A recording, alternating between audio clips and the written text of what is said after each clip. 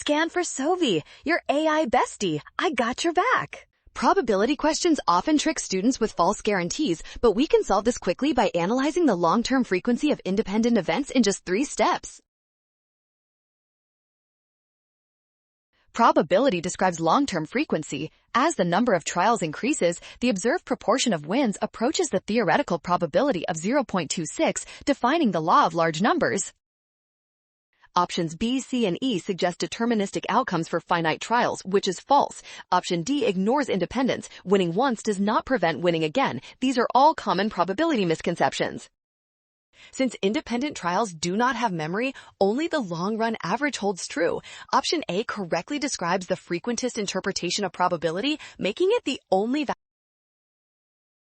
Clear win! Scan the code. You can learn better with Sovi, reject the gambler fallacy and fixed outcomes, always use long-run averages to assume correct results.